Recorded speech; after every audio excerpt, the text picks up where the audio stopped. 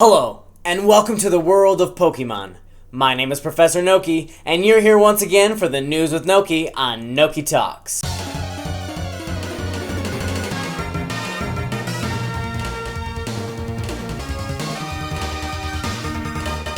Today, we have some exciting news to break down in regards to Pokemon Sword and Shield and the brand new battle mechanics that they have introduced to us. We also have some rather interesting news regarding Go, and a few small rumors regarding Marvel and Star Wars that I thought would be interesting to discuss. I'll start off first by discussing the trailer that dropped at the Pokemon Worlds competitions that heavily featured double battles and showed off things like Galarian Weezing's new ability, Neutralizing Gas, which literally eliminates all other Pokemon abilities on the field, something that makes Galarian Weezing even more enticing of a pick to use on my team in Galar. And we even got to see a couple of new held items, including Room Service, which lowers the Pokemon's speed when Trick Room is in effect, and Eject Pack, which allows the Pokemon to switch out whenever its stats have been lowered. We next got to see one of probably many new moves called Breaking Swipe, and this move looks extremely effective, especially in double battles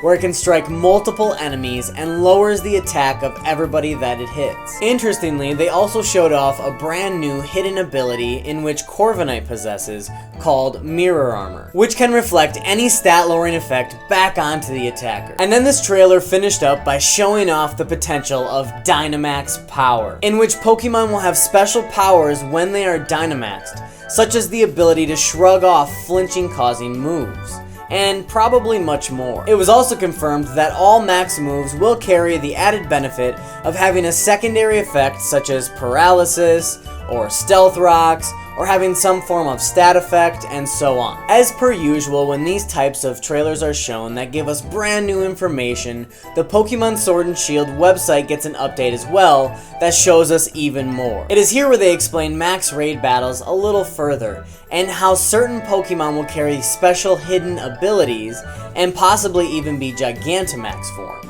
and even in very rare circumstances, both. The next amazing bit of news that we can draw from here is the Pokemon Battle Stadium. This is going to be the official platform moving forward in the Pokemon Sword and Shield games, where you're going to be able to battle trainers from all across the world in various types of battle styles. They begin by showcasing ranked battles, which look absolutely amazing, and quite honestly is what all Pokemon fans have been hoping for as far as an online competitive system goes forever in the Pokemon world. And they have made a system with 5 ranked tiers based on your skill in battle.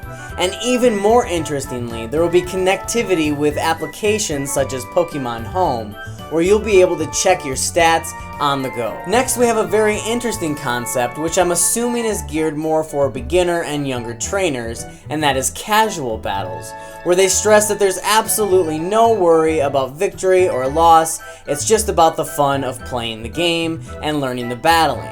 They even go as far to say that certain legendary and mythical Pokemon that are not otherwise allowed in the other battling styles will be allowed into the casual battles. And finally, for the Battle Stadium, they broke down the 2 differing types of online competitions, which are the official competitions where you will compete in special battles with specified rules and regulations. And it's noted that if you place well in these battles, you could potentially be invited to compete in a world championship. And the other way to enjoy online competitions is via the friendly competitions, where you or your friends can be your own host and create your own rules to play against one another. And as an added bonus to all of this, in all areas of the Battle Stadium, you will have access to what is called rental Pokemon, which are predetermined teams of Pokemon that you'll be able to rent up to 5 at one time. And as I said before, these rental Pokemon will be able to be used in all areas of the Battle Stadium, including the ranked battles. And not only that, but you'll be able to create your very own battle teams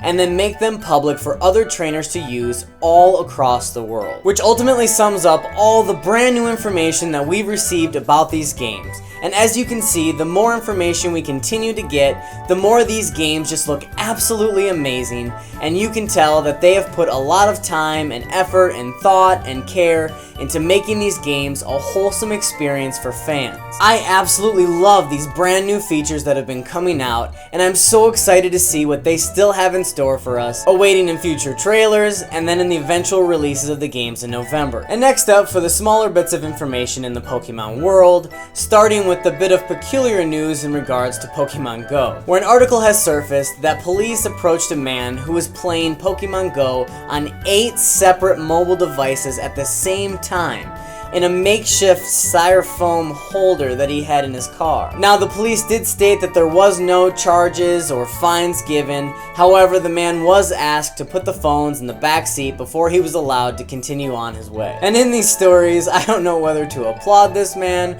or question how much time he really has on his hands. Next, we have a bit of celebratory news in regards to Pokemon Masters, where it's been reported that they have already reached 5 million pre-registrations, showing that this game is already going to be wildly popular before it has even dropped at the end of this month. In fact, it's only a few weeks away. And as I've stated over and over and over and over again, I am so very excited to play this game. I cannot wait to get my hands on it, and I have been counting down the days. And then, to finish up the discussion regarding Pokemon news, a story came out that ultimately is a little bittersweet to me. And that is that a complete first edition Pokemon trading card set has been sold for over $100,000 on auction. Now, you might ask, why is this a personally bittersweet story for Professor Noki? Well, let me tell you, back when I was a young lad, I was feverishly looking for any way that I could to collect every single possible pack that came out for the Pokemon series. I had many complete collections, including a complete collection of the first editions. As I began to get a little older, my family members began to cast doubt within my own mind as to whether keeping them was really the best decision. They informed me the cards would be absolutely worth nothing, and that it'd be better off just passing them on to my younger cousins and siblings, or selling them off in the garage sale we had. And so, against all of my better judgment and my inner Pokemon lover, I did so, and I absolutely die every single time I hear stories like this, because I know that I had so many valuable cards in that collection that could really help my family out today and would be worth so much. And I just wish that I could go back in time and stop my younger self from making that decision. Now on to Marvel, where there are now whispers and rumors of Phase 6. And to me, this just doesn't feel right, considering we just got official confirmation of Phase 4, and we haven't even seen all of Phase 4 yet, and there practically haven't really been any true rumblings regarding Phase 5 even.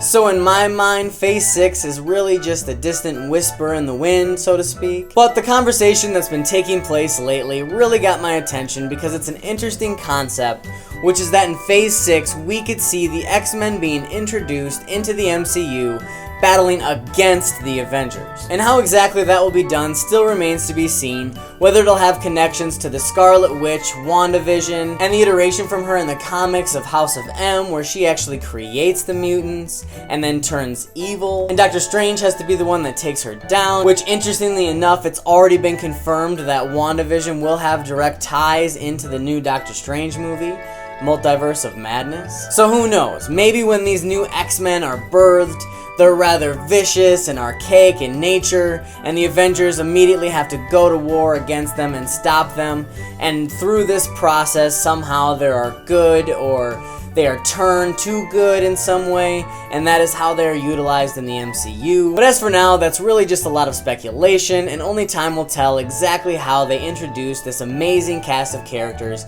into the movies. And finally today, we'll be talking about Star Wars, which is something I don't really get to talk about often these days, as there really hasn't been much to talk about. But I tell you, as soon as there's anything to talk about, I will definitely be doing so, because I absolutely love this franchise. And one of the rumblings that's been surfacing lately in the Star Wars community, and gaining a lot of traction towards actually being legitimate, is that we could be seeing a Disney Plus show revolving around Obi-Wan Kenobi. Now, this is being rumored to be just a short series, and I'm assuming it probably follows the same storyline, or at least a similar storyline, that they had originally planned for the Obi-Wan Kenobi movie, but was scrapped when they decided to go a different direction after the failure of the Han Solo standalone movie. And this rumor is stating that Ewan McGregor will be returning to the role of Obi-Wan Kenobi in this short series, which to me is the only thing that matters, because he played the absolute best young version of Obi-Wan Kenobi